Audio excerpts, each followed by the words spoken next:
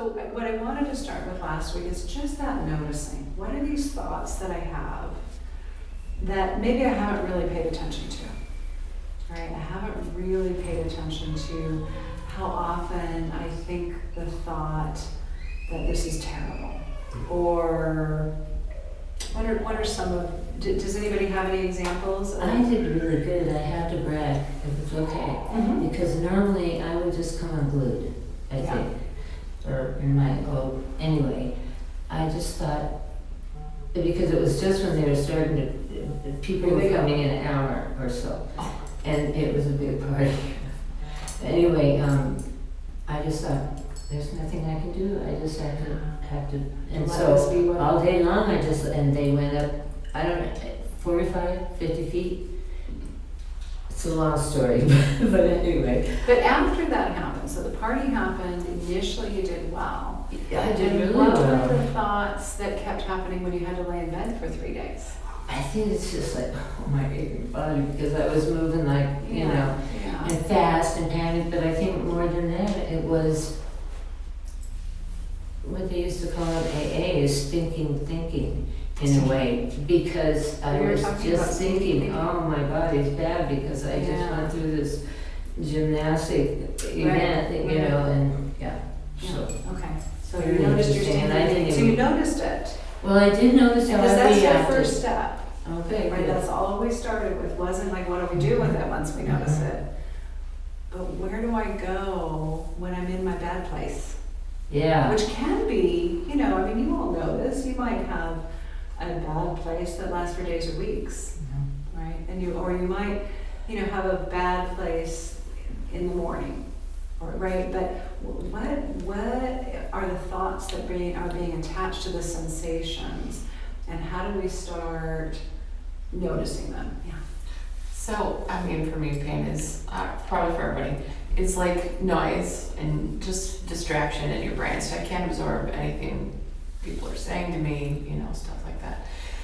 So for me, I don't know, the thing that I hear over the cacophony of pain is, oh God, this is forever.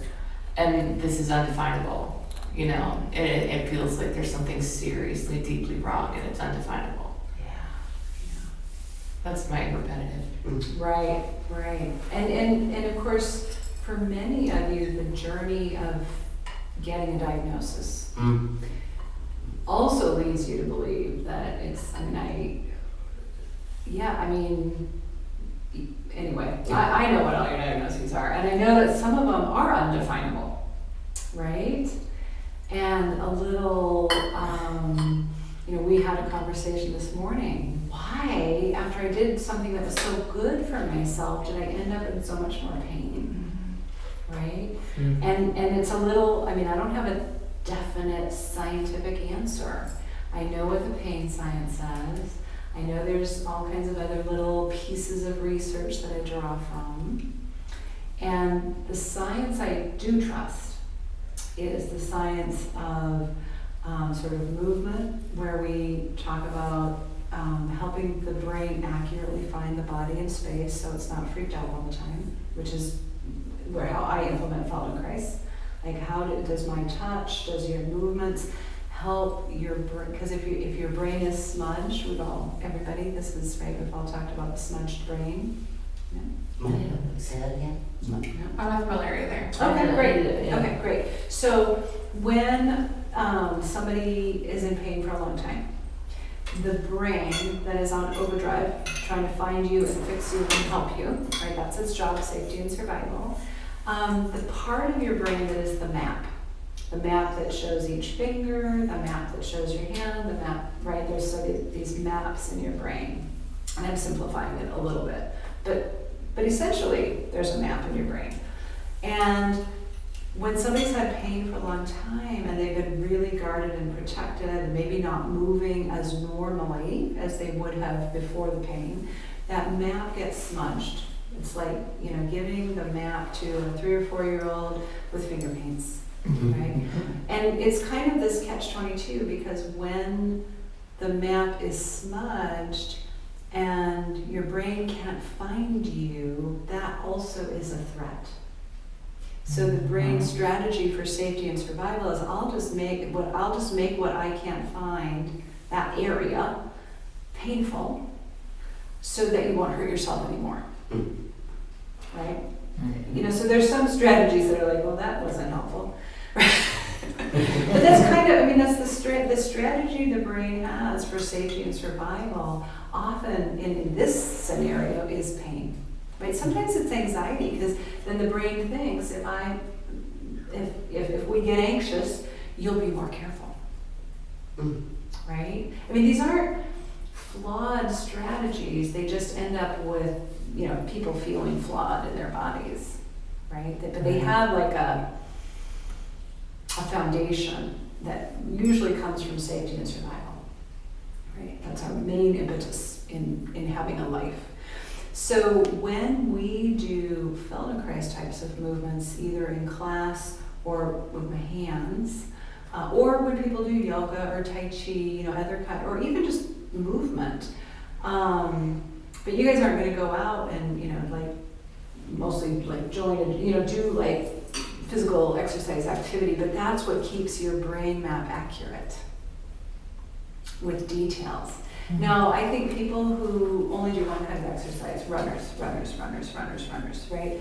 I suspect that there may be places where the brain map doesn't have to be as detailed, because if you're always doing the same thing, the brain can kind of memorize it and not have to think about it until your knee starts hurting, or until, right? And then how do we get the brain, in fact, I just read a study this morning about like, are there different ways we can work on just the brain map to show improvements? Now this study did not have, it was just like an intro study for the foundation for more studies, right? But they're starting to look at that more, right? So, yeah. Any questions about that? Did I say everything I needed to say about brain maps? Right, now like yours, if I can. Oh, absolutely. Right, so Lauren has this all over neuropathy. No one knows why. All over. Yeah, it's miserable. And right, so you know, and then she'll get, you know, this hurts for a while, or this hurts for a while, or this hurts for a while, right? So you know, it's a, you know, so the brain is, we don't know why, like we don't have any great scientific explanation for this.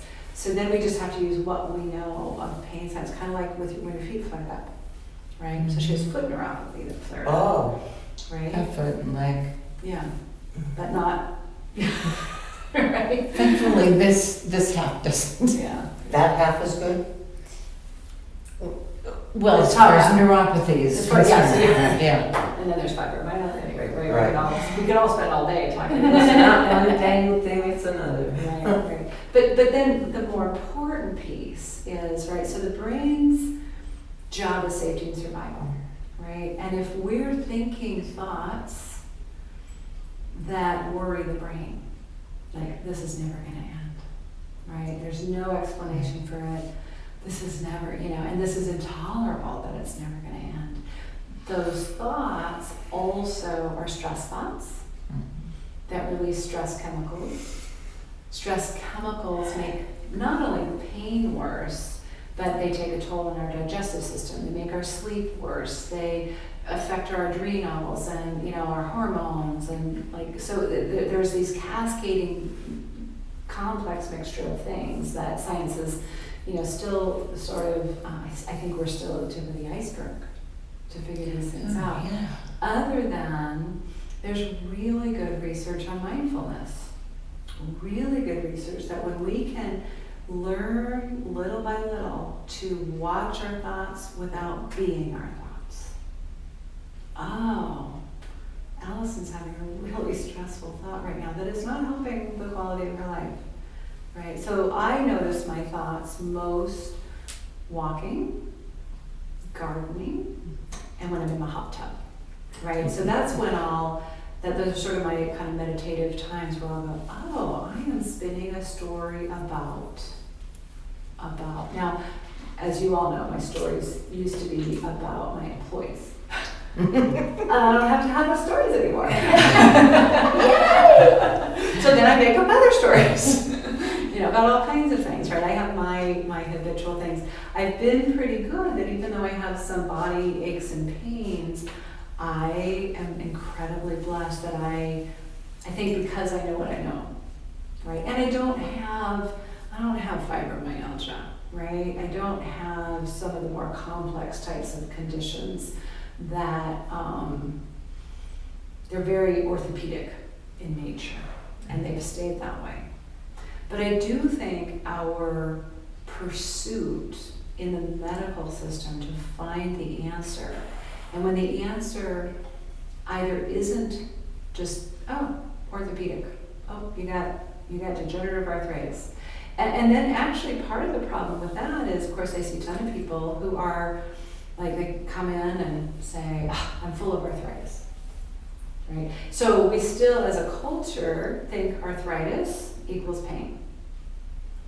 We know in the science that there are far more people walking around with all kinds of terrible arthritis that don't have any pain. But our doctors aren't telling us that. They're starting to, they're getting better. They're getting better, at least in Bend, in their records at saying age-related arthritis, right? That not freaking people out with the terrible vision of their horrible x-rays, because it doesn't necessarily mean you have to be in that much pain.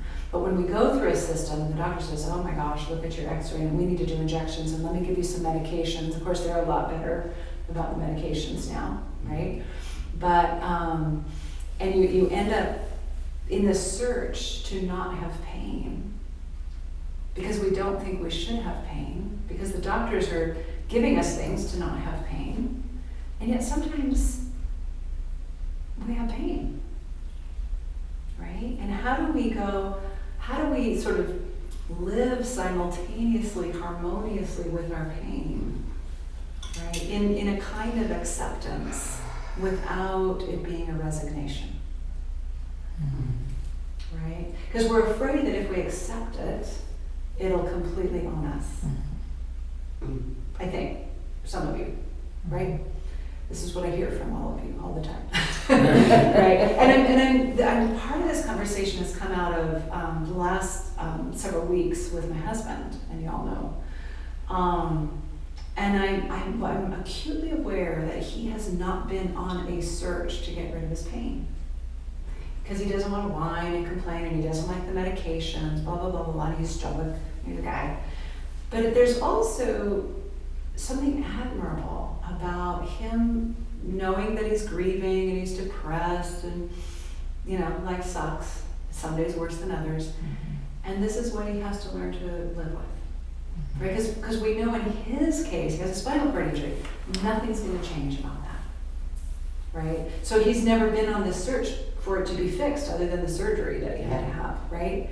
So it's kind of interesting to go, oh, he has a thing that can't be fixed, as do you, right? And it doesn't mean, like, there's a couple things we're going to start researching to see if, okay, it can't be fixed, but can he feel a little better, right? Without having to take a ton of drugs, right? We're going to look into injections and things, right? Because I think he could feel better. But because of various things we've been through these last couple of weeks, I've been even more curious about acceptance while still trying to feel better without resignation, which also is the mindfulness of noticing the thoughts of unacceptance, the thoughts of, I can't live this way. What if this goes on and on? Because I think what we know is when we unlink the emotion, the emotion of fear, anxiety, depression, overwhelm, right? When we unlink the emotion, we're, oh, I'm having that thought. And when I think that thought, I'm feeling that overwhelm, that whatever it is for you, anxiety, depression, right? Oh, but it's just a thought. I don't have to go down the rabbit hole with that thought. I go, there I go, having that thought. How do I redirect? Maybe I need to redirect right now into my blessings, into my gratitude, into my appreciations, into the fact that I have a roof over my head, right? A dog to walk. You know, whatever, right? A garden to play in, bees to chase. Right? How do we just try to shift our relationship with that? Any thoughts, insights, questions? I find I do that fairly well some of the time, Right. but other times, like this past Week week, and a half, yeah. yeah, I'm old and it's gonna get worse and it's Yeah. gonna get worse and, you know, my mind, I've got a great imagination. Yeah, it's got you. Run with It's it, yeah. got you, Mhm. right? And you're carrying it around. Yeah. Yeah. Yeah. For me, I don't know, it doesn't need to be purposeful and mindful, setting aside the one thing for something else, because for me, I just try to block it. And I don't use like ow words, right? Because I feel like it's negative, it's gonna communicate to everybody else that I'm upset. So I honestly, when it's really bad and I happen to be around other people, I use rhyming nonsense words, and they all know that I'm going through my thing and just to leave me alone. But it's the best way to like just block out thoughts and the pain, to actually try to focus through the pain is what I'm asking. Is that necessary? To do something mindful to separate. It's only necessary if it's got you, right? So if you're able to effectively distract and it works, right? But sometimes it usually has you when you don't know it has you, right? And that's where it's got me. I'm not effectively distracting myself or redirecting myself, right? I'm in it, right? And at least what I've learned, I've tried to learn from my mindfulness teacher is, this is how I try to be okay with my, continued noticing my own mind's capacity to go to those places, right? Now, my challenge has been when historically, and this has been a journey, a lifetime journey. Historically, when I've caught myself there, then I add on to it the failure. I've done all this training, all this work, all this practice, and I still go to the terrible place. Well, what's wrong with me? How come other people, right? So I compare, I think other people have it figured out and I don't, and then I add this other layer of judgment and self-criticism onto it, right? And over a long period of time, I have learned that we all go there. He has assured me that we all go there, so I just believe it. And then I listen to all of you, so I kind of know we all go there. And now I try to, either before I go into the criticism, or, it's so habitual for me, right? To kind of start stacking on these habitual layers that just push me into the hole, right? But as soon as I notice it, which might be a week or an hour, right? We're in the moment of walking, right? As soon as I catch it, it's like, oh, there she goes. Oh, there's, and we'll do practices over time of how to turn that into self-care and self-love, how to, shift those focuses. But for me, when I catch it is, when I'm really, well, actually I catch it sooner now, but historically it's been when I'm sitting on the side of the bed crying and I can hardly get out of bed in the morning, it's like, oh, how long have I been here? That might have gotten triggered, who knows how long ago. Oh, she needs, right? And we've talked a little bit about this. The part of me that isn't the all of me, she needs some love, she needs some care, she needs some understanding. Because the other part of me has been just beating the crud out of her, because she's not perfect. Right? We all have kind of our way of doing that. Mine falls into this sort of perfectionistic category, but other people have different ways that, psychological strategies of working effectively or ineffectively with those thoughts. Did that answer that? Yeah. But ultimately, I think that the most important part is as soon as you notice is to reapproach yourself with care and love for the totally normal, flawed human that you are, right? Because we just are. We don't get to be perfect. Like I often say, unless you're Jesus or the Buddha, you're just a human stumbling around, right? On the planet, doing your best, right? So, this week's homework is playing with this idea of how do I accept that I have this condition?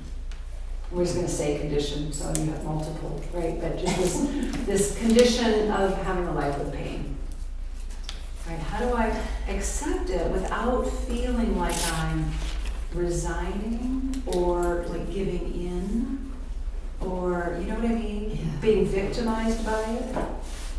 Yes. But what if you feel that you are not going to have life? It's not going to be forever. Right. It isn't. I don't think it.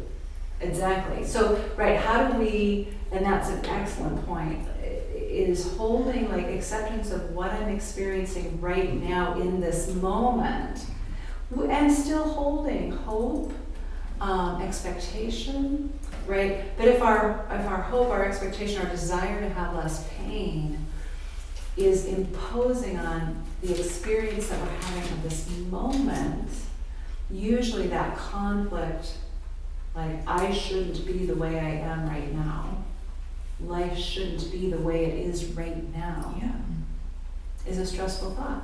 Because we don't know. We don't know. Like Joanne's particular condition, and she, you know, it has a name, more than just fibromyalgia. You know, for God's sakes, let's hope they come up with some answers for that, right? Same with fibromyalgia. I mean, I know they're just doing massive amounts of research on fibromyalgia because the drug companies will, you know, go to the bank when they find, you know, the drug for you. Unfortunately, that's what inspires research, right? Yes. And yours is more rare. They're doing research, but probably not as much as they are for fibromyalgia. Because, yeah, right? Anyway. So state the question over again. So how do I accept my condition right now, in this moment, which probably isn't what I want it to be, but it is what it is, what it is. How is It is what it is. How do I accept it while still having hope for the future? While not resigning to it, not being completely overtaken by it, overwhelmed by it. It's like, oh, this is what I have. I'm still hopeful. Some moments more than others, right? Some moments you're not still hopeful, right? Some moments it's like Kate, it's just gotcha, right? But hopefully it's like, okay, this is what it is, and I'm still working on it. I'm not going to give up. I'm not going to give in. But I'm also not going to add these stressful thoughts that tell me I'm not okay. It's hard. I mean, it's a brain twister. It's a teaser for sure. I feel like I'm just, or maybe I'm being too hard on myself, but you say you catch yourself and you can turn yourself around. I seem to catch myself and pile it on. Yeah. You know? But I told you, I often, but sometimes by the time I catch myself, I've been piling it on for weeks. How do I accept while still holding space? Well, keeping hope, because that's what I have a hard still having time hope. doing. Still having Okay, hope. well, still having hope. But not having that hope become life should be different than it is right now. Right now, in this moment, it's difficult, right? But when we kind of can accept that I'm working with my difficult life instead of the I shouldn't have this. What's wrong with me? Why can't they fix it? Those all become thoughts that release the stress chemicals that make you worse. So the goal is, can we learn to kind of pay attention to the thought, release less of those fight or flight stress chemicals, you know, even just to decrease 1 point, 2 points, right? You would all, in a moment, Just one, you probably get 1 to 2 points after our work on the table. Would you say 1 to 2 points, right? I mean, if you could see me every day, you probably would, Mhm. right? If Medicare would pay for it. But how do we do it ourselves? And how do we get that 1 to 2 points of relief by releasing fewer of those stress chemicals? And my proposal is noticing our thoughts, saying, oh, this is how I am in the moment, not resisting it, not fighting it, not shaming it, blaming it, judging it, right? But working with it, working with it, with a different mind. That's hard to do. It's very hard to do. Very hard. That's why we have a class. Mm-hmm.